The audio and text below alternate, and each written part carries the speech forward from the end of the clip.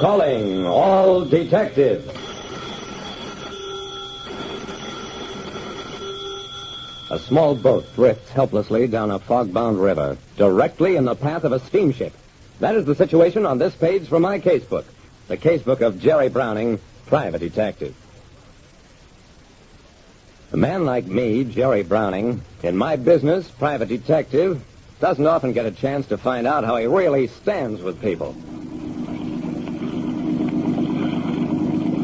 It was a dark, moonless, starless night. On such a night, an enterprising riverfront gang can board a freighter and in an hour loot $10,000 worth of merchandise. There've been a lot of that lately. That's why I was out on the river watching. I should have turned back when the fog started drifting in, but I kept delaying until it was too late. Nothing ever happens by itself. As I was easing my boat toward what I thought was the shore, the motor quit. There I was, caught in the tide, drifting downriver. It was about an hour later when I heard the ship's warning blast. The ship was bearing down on me. I shouted. I waved my arms around. And then as a huge shape loomed up out of the fog, I dived overboard. Stand by to lower a boat! Lower away! That's the last thing I remembered until I opened my eyes and found myself on the ship's bunk. Well, so you've decided to come out of it. What happened? You were luckier than you probably deserved. You came up for a second right alongside our boat, and one of our men grabbed you. You'll be all right, long before we arrive. Right. Arrive where? Mister, you're going for a ride to South America. This tub has no wireless, and it'll be 6 weeks before anybody knows that you're still alive. When my powerboat was run down, I was taken aboard a freighter bound for South America without a wireless. The freighter, the Jane Wymoth, was an old hulk carrying machine parts. I did little work, had a fine vacation, long overdue. In fact, as we were docking in Rio, Captain, how about signing me on? Let me work my way back home. All right, Browning, I guess I owe you that much for running you down. And if you need some money to cable or phone your people back home... No, thanks. There isn't anybody who'd particularly worry about me, and my business will still be there when I return.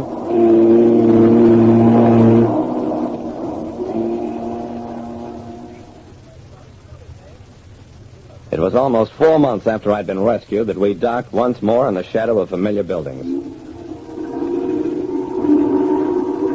I was passing the Red Turtle Tavern on the waterfront. Thought I'd stop in for a glass of beer. I walked up to the bar. Beer! There was a man standing alongside of me. I recognized him. Mitch Fuller, one of those characters who always seem to have a little money even though they never work. Hello, Mitch. How's tricks? Mitch spun around. His eyes bulged, his mouth opened, but no sound came out. It's me, Mitch, Jerry Browning, back from the dead. Jerry, hey, don't hurt me. I'll admit it. Sure, I was in that stick-up, but I didn't shoot the garage man. You're dead, you know that? I put out my hand, and in that moment, Mitch's feet took wing. He went right through the door, kept on going. Wow. It looked like there was work for me to do. At first, I had to get some money. I want to cash a check, but since I've been away quite a while, maybe you'd better first tell me what my bank balance is. Certainly, Mr. Browning. The teller came back about a minute later.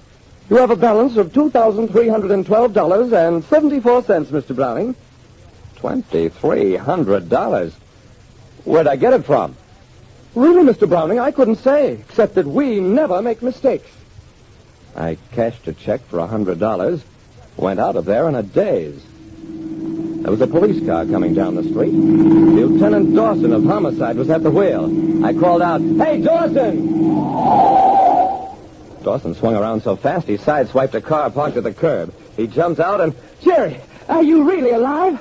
Sure I'm alive. I've been in South America.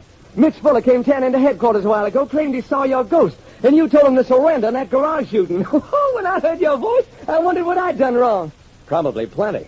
Listen, Dawson, something funny's going on. When I left, I had about $400 in the bank, and now my balance is over $2,300. You Don't say. Just remember, Jerry, you got to see a man about a case. Bye.